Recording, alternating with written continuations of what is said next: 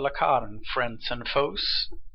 This fourth episode will describe the Ainur, the mighty spirits of Tolkien's mythology, who both created the world and who are at the core of its history, for good and evil alike. In the beginning was nothing, but one alone, Eru Ilúvatar. Ilúvatar created the Ainur, the holy ones, angelic beings that were the offspring of his thought, and they were with him before anything else was made.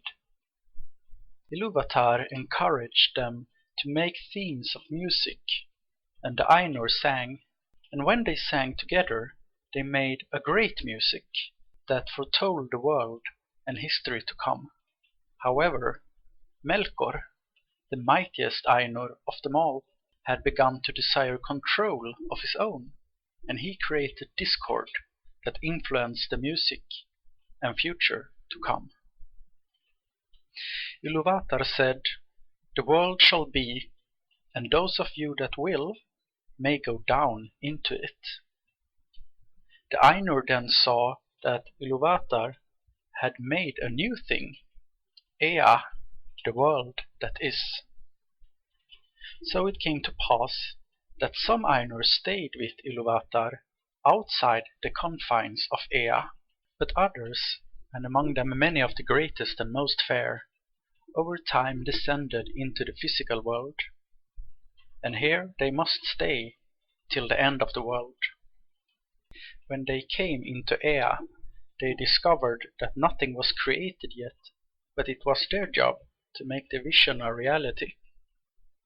The Ainur made the physical world, and then made themselves visible bodies when they entered Arda. Arda is earth, and they made earth ready for the elves and men who are called the children of Ilúvatar.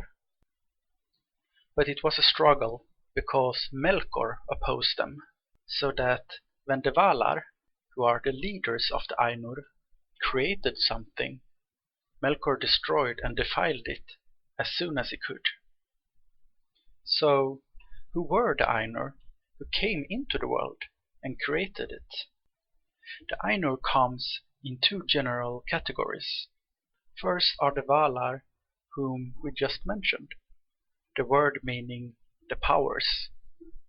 They are the greatest among the spirits, appointed to govern the world, and men have often called them gods. Their number was originally 15, but is now only counted 14, 7 lords and 7 queens. The Valar may walk, if they will, without a body, but when they desire, the Valar can take the form alike the children of Ilúvatar, as either male or female. For that difference of temper they had even from their beginning, and it is merely represented by their bodies, not decided by their bodies.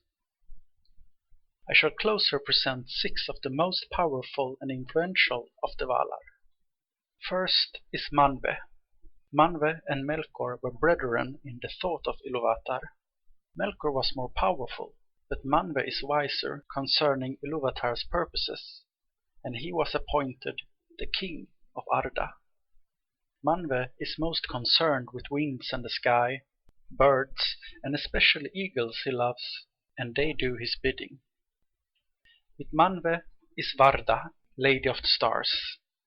The light of Ilúvatar lives still in her face, and in light is her power and her joy.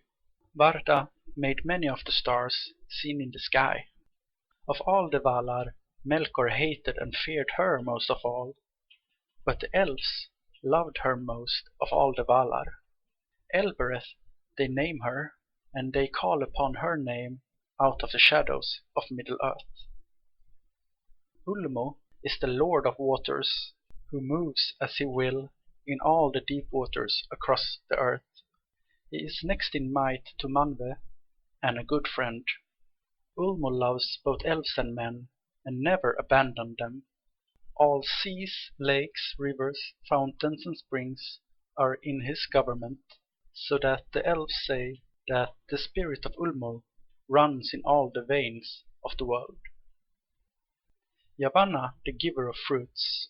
She loves all things that grow in the earth, and through her the Ents came into being. The elves call her Kementari, Queen of the Earth. Aule is the spouse of Yavanna. His might is little less than Ulmo's, and his lordship is over all the substances of which Arda is made. Gems and gold, mountains, and the basins of the sea are his. He is the smith and master of all crafts. He values works of skill, however small, and gladly give away everything that he creates. He was the friend of the Noldor elves, and created the race of dwarfs, as we see on this image. Namo, better known as Mandos, after the halls he lives in, is the keeper of the houses of the dead. He forgets nothing, and is the doomsman of the Valar, but he pronounces his dooms and judgments only at the bidding of Manwë. Last there is their enemy, Melkor. He came into the world as one of the Valar, the mightiest of them all. At first he told even himself that he just wanted to make Arda ready for the elves and men to come. But he desired power and obedience, and fell from grace into evil through his will and deeds.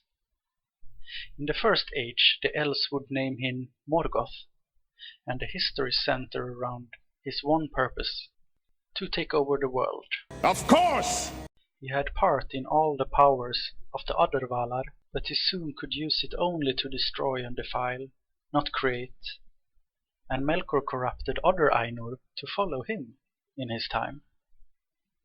The other category of Ainur are the Maiar, who are lesser in might than the Valar. They are servants and helpers of the Valar, but their numbers is unknown, and few are named. We shall have a look at some of those who are known. Melian the Maya came often to Middle-earth in the first age. She had taken the form of an elf when she met King Thingol of the Teleri, and they fell in love. Thingol's folk would become known as the Sindar elves, who learned much from their queen.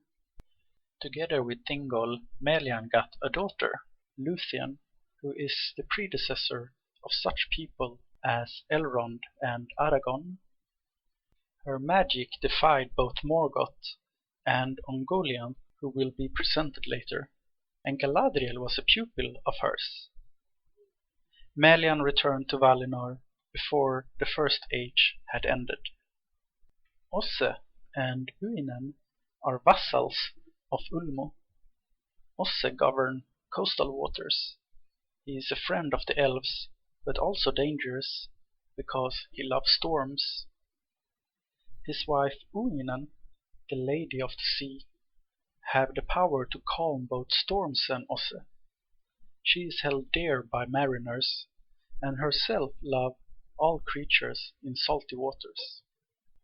The Istari were Maiar, who came to Middle-earth in the Third Age as old men, and humans call them wizards. They were sent by the Valar to encourage the free peoples to oppose Sauron. Their leader was Curumo, known also as Saruman the White. The Maya Ivendil is better known as Radagast the Brown. Only Olorin the Wise succeeded in their mission, however, he who is known better as Gandalf. And there were two blue wizards as well, whom we will not discuss here and now. Lastly, there are Arien and Tilion. They were appointed with important tasks late in the First Age, when the sun and the moon were created. Arien is a fire spirit, who brings the sun across the sky every day. Tilion brings the moon, but he is a bit less predictable. Now, as the Vala Melkor had fallen, so did many Maiar fall, inspired by or lured by Melkor. They are often labeled demons. Greatest and most terrible among them was Mairon, a Maya who had followed Aule, but who admired Melkor's power and ambitions. He is in the history known as Sauron, and he became the most trusted of Morgoth's servants.